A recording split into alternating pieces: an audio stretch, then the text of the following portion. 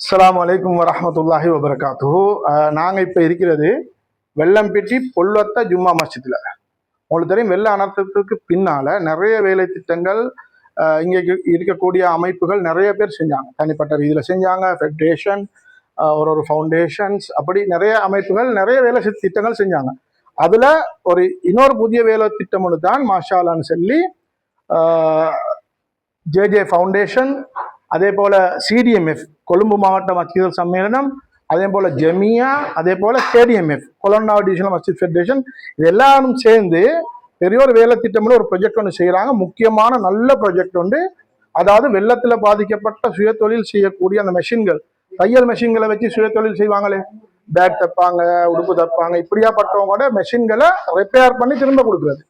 இது ஒரு பெரிய ஒரு நன்மை வரக்கூடிய ஒரு விஷயம் தான் மாஷாலான்னு சொல்லி, அதனால அந்த அந்த வேலை திட்டம் இப்போ நடந்து கொண்டிருக்குது. அது நிறைய அப்ளிகேஷன் 500,000 மேலே அப்ளிகேஷன் வந்திருக்குது.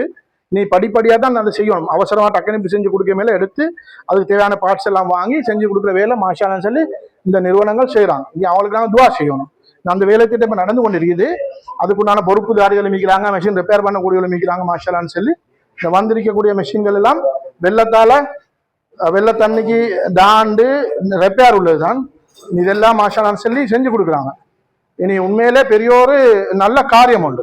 இதே மாதிரி நிறைய திட்டங்கள் இந்த நிறுவனங்கள் செஞ்சுட்டு இருக்கிறாங்க. வெள்ளம்பிட்டியில் வெள்ளத்தில் பாதிக்கப்பட்ட மக்களுக்காக வேண்டி. இனி நாங்கள் மட்டும் இல்லை, எல்லா மக்களும் மாஷாலான்னு சொல்லி இவங்களுக்கு நாங்கள் துவா செய்யணும்.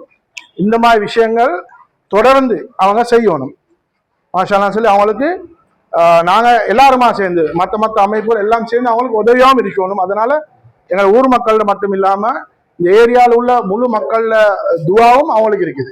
ஜஸாக்குமுல்லாஹ் ஹைரன். அஸ்ஸலாமு அலைக்கும் வரஹ்மத்துல்லாஹி வபரகாத்துஹு.